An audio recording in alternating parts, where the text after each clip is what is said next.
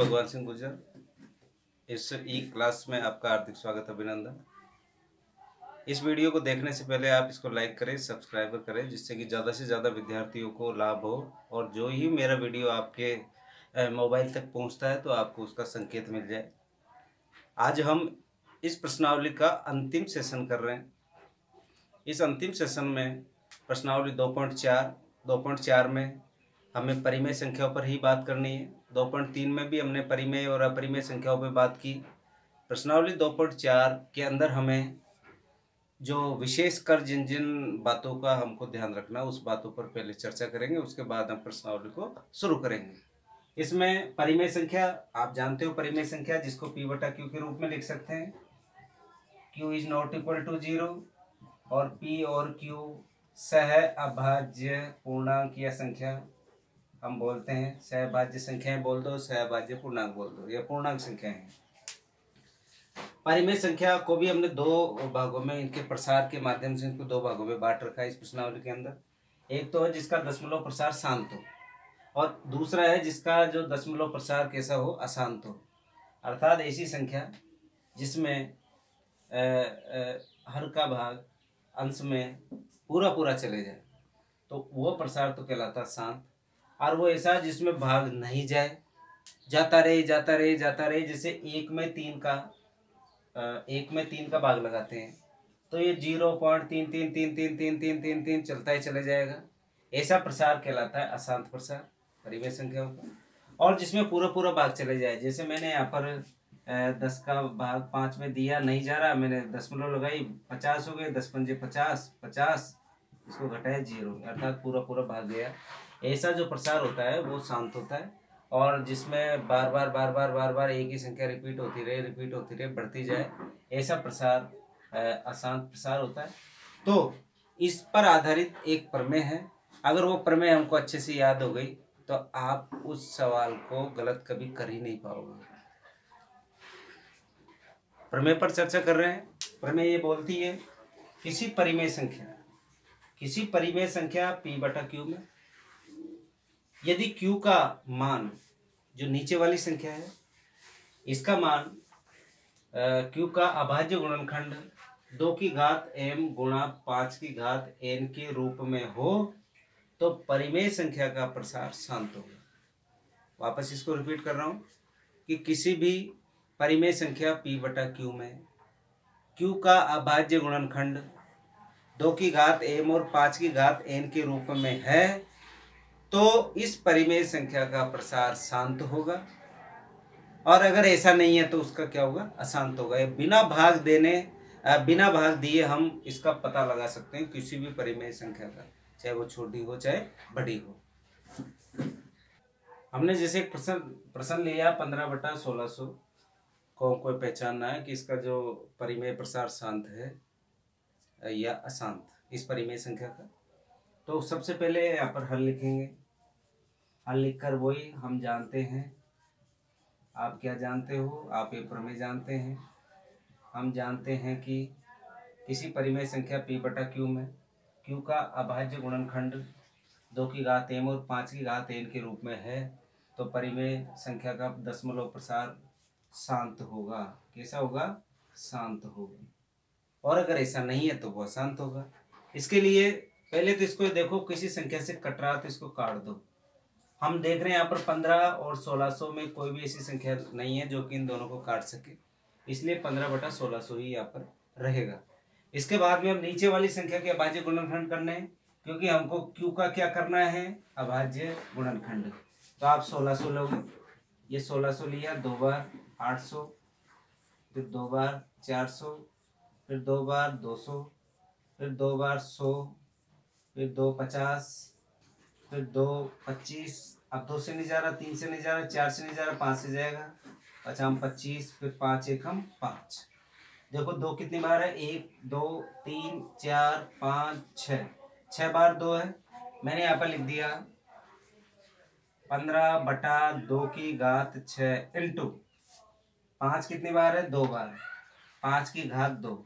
अब आप ये बताइए कि Q कौन था, 1600। Q को हमने किस रूप में डिवाइड कर लिया, 2 की घात 6 इंटू 5 की घात 2। तो यहाँ यहाँ q बराबर 2 की घात 6 इंटू 5 की घात 2 हमको प्राप्त हुआ, जो कि प्रमेय में था। प्रमेय में था इसलिए अतः 15/1600 का दशमलव प्रसार शांत होगा।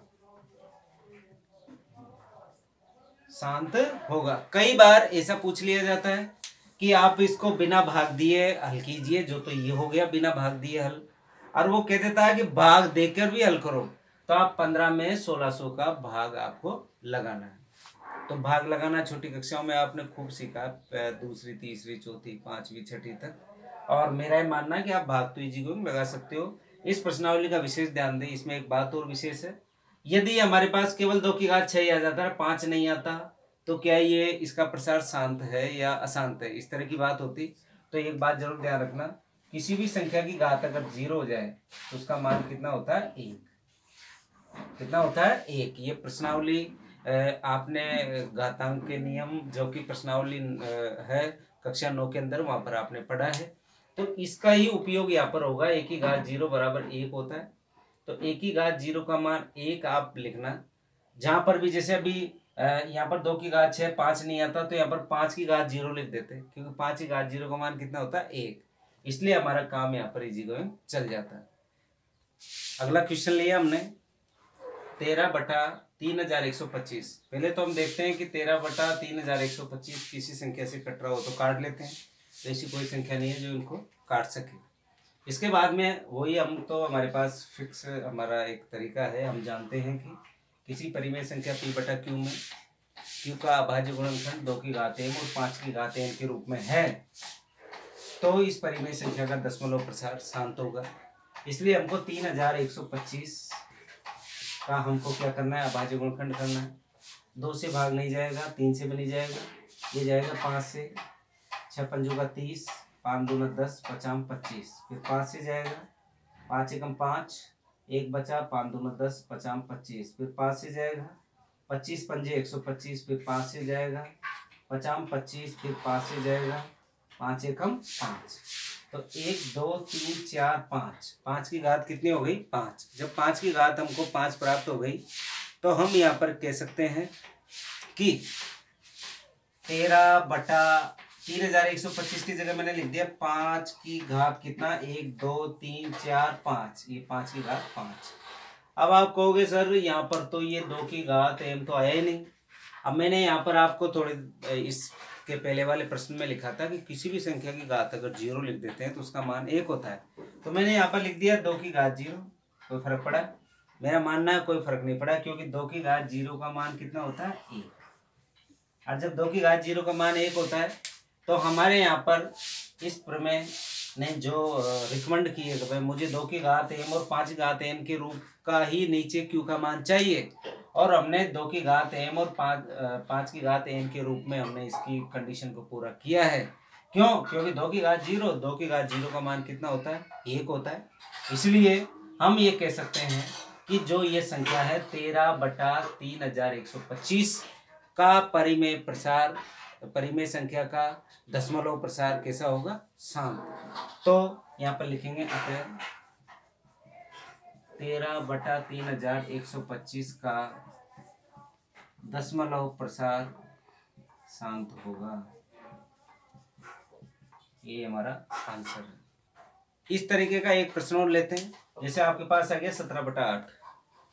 बहुत इंपॉर्टेंट क्वेश्चन है, परीक्षा में कई बार पूछा भी गया है। आप इसको उसी तरीके से करेंगे। हम जानते हैं कि आप क्या जानते हो, प्रमेय जानते हैं। प्रमेय हमको यहाँ पर लिखनी है। किसी परिमेय संख्या p/q में q का अभाज्य गुणनखंड 2 की घात m और 5 की घात n के रूप में है, तो हम ये कहेंगे कि जो आपको परिमेय संख्या दे रखी है उसका जो दशमलव प्रसार शांत होगा। इसके लिए वही 17/8 है। इस 8 का क्या करना है, अपन को अभाज्य गुणनखंड करना है। वही 8 2 4 बार, फिर 2 2 बार, फिर 2 1 बार। ये 2 कितनी बार हो गया, 3 बार। तो हमने लिख दिया 17/2 की घात 3। अब आपको दिमाग में क्लिक कर जाना चाहिए कि इससे पहले जो सवाल हमने समझा है उसमें हमने घात हमने 0 लगाई थी। क्यों? क्योंकि 5 की घात 0 5 की घात 0 का मान कितना होगा 1, और 1 को अगर 2 की घात 3 से गुणा करेंगे तो 2 की घात 3 ही आता है। अतः हम कह सकते हैं या कहते हैं, कह सकते क्या, हम कहेंगे कि 17/8 का परिमेय प्रसार शांत होगा। परिमेय प्रसार शांत होगा। अगर सवाल इस तरीके से आता है तो इस तरह के सवाल में हमें प्रमेय से तो केवल 2 की घात m और 5 की घात n ही चाहिए, नीचे वाली संख्या। यहाँ पर 2 की घात m भी आ रहा है, 5 की घात n भी आ रहा है, लेकिन यहाँ पर 7 की घात 5 और आ रहा है। अब हमें तो केवल ये 2 ही संख्या चाहिए, तीसरी नहीं चाहिए, और तीसरी आ गई तो हम कहेंगे कि इसका जो परिमेय प्रसार कैसा होगा, अशांत होगा। क्योंकि हमें तो केवल और केवल यही चाहिए कि q का मान कितना चाहिए, 2 की घात m इंटू 5 की घात n का ही, इससे न तो कम चलेगा न ज़्यादा चलेगा। इस बात का विशेष ध्यान रखना। इसमें एक तरीके के सवाल और है। दशमलव में आपको संख्या दी हुई है, उसमें आपको ये पहचानना है कि ये परिमेय संख्या है या नहीं।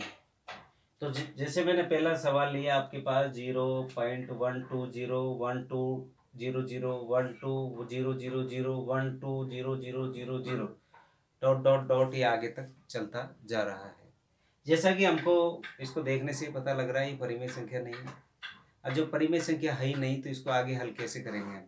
तो हम यहाँ पर डायरेक्टली लिख देंगे, चूँकि ये परिमेय संख्या नहीं है, यह एक इसका जो प्रसार है शांत नहीं है, और जब शांत प्रसार नहीं है तो हम कह देंगे कि इसे आगे हल नहीं किया जा सकता और ये परिमेय संख्या नहीं है। इसी तरीके से हम दूसरा सवाल लेते हैं। अभी वाले सवाल में तो वो परिमेय संख्या थी नहीं, इसलिए उसको हम आगे हल नहीं कर पाए। यहाँ पर हम पता लगाते हैं कि परिमेय संख्या है या नहीं है तो शांत है या अशांत है। तो हम क्या करते हैं, इस दशमलव को हटाते हैं। दशमलव को हटाएंगे 4 3 1 2 3 4 5 6 7 8 9, ये 9 संख्या है दशमलव के बाद में। दशमलव के बाद में 1 2 3 4 5 6 7 8 9, तो मैंने यहाँ पर लिख दिया 1 2 3 4 5 6 7 8 9 लिख दिया। लिखने के बाद में आगे मैं हल करता हूँ 4 3 1 2 3 4 5 6 7 8 9 अपॉन कितने जीरो थी 9, तो मैंने लिख दिया 10 की घात 9। 10 की घात 9 लिखते। अभी 10 को कैसे लिख सकता हूँ मैं, 4 3 1 2 3 4 5 6 7 8 9 अपॉन 2 इंटू 5 की घात 9। कोई प्रॉब्लम नहीं होनी चाहिए, क्योंकि 10 को मैंने 2 इंटू 5 लिख लिया, 5 दूना 10।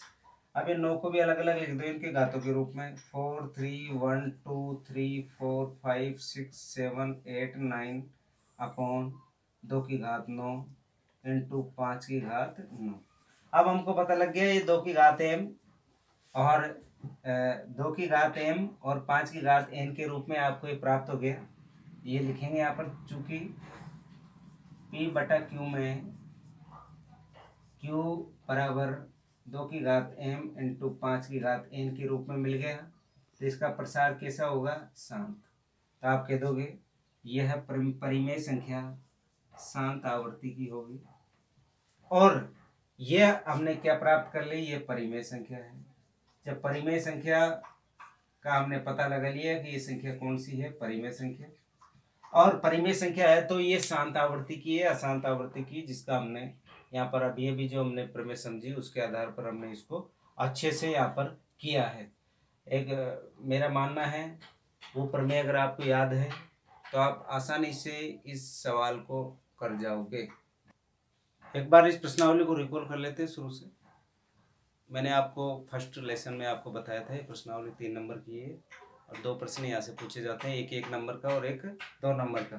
तो आप यहाँ पर ध्यान दें, जो 1 नंबर का जो सवाल है वो सवाल या तो पूछेगा HCF में, चाहे कोई सी भी विधि हो, चाहे अभाज्य गुणनखंड विधि हो, चाहे यूक्लिड वाली हो, और पूरा का पूरा ज्ञान पक्ष से पूछेगा, अर्थात सीधा सीधा सवाल वो आपको यहाँ पर देगा। इसके बाद में अभाज्य गुणनखंड, किसी भी संख्या का वो अभाज्य गुणनखंड पूछ सकता है। अभाज्य गुणनखंड की घातों का जोड़ वो पूछ सकता है 1 नंबर में। और तीसरा है 1 नंबर का सवाल जो आने की पूरी संभावना है कि परिमेय प्रसार शांत है या अशांत है, जो कि अभी हमने इस लेसन में पढ़ा। इसके अलावा जो 2 अंक के जो सवाल आते हैं वो सिद्ध करोगे √2 √3 या 2 + √5 या 7 + √11 एक अपरिमेय संख्या है, वो आपको सिद्ध करना है। यहाँ पर 2 नंबर का प्रश्न पूछा जाता है। और HCF पूछा जाता है कि यूक्लिड विभाजन प्रमेय का से आप HCF लिखिए। इसके अलावा थोड़ा सा एक बात का भी ध्यान रखना, अंकगणित की मूलभूत प्रमेय और यूक्लिड विभाजन प्रमेय और तीसरी है शांत अशांत वाली प्रमेय। तीनों प्रमेयों को अच्छे से आप याद कर लें, क्योंकि कई बार सीधा सीधा वो यूक्लिड विभाजित प्रमेय का ही पूछ लेता है।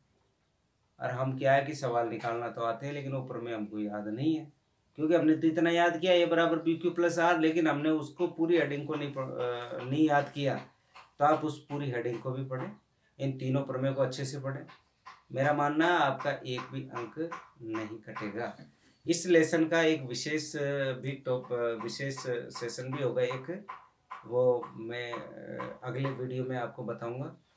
उसमें लगभग 3-4 सवालों का एक अलग सेशन है, उसको हम एक अलग ही क्लास के रूप में उसको समझेंगे। और इस वीडियो को आपने देखा उसके लिए आप बहुत बहुत धन्यवाद के पात्र हैं। और कल हम अगली प्रश्नावली शुरू करेंगे। आज के लिए इतना ही। आप इस वीडियो को ज़्यादा से ज़्यादा शेयर करें, सब्सक्राइबर करें, जिससे कि ज़्यादा से ज़्यादा बच्चों को इसका लाभ हो सके और इस लॉकडाउन वाले पीरियड में आप इसका ज़्यादा से ज़्यादा फ़ायदा उठा सकें।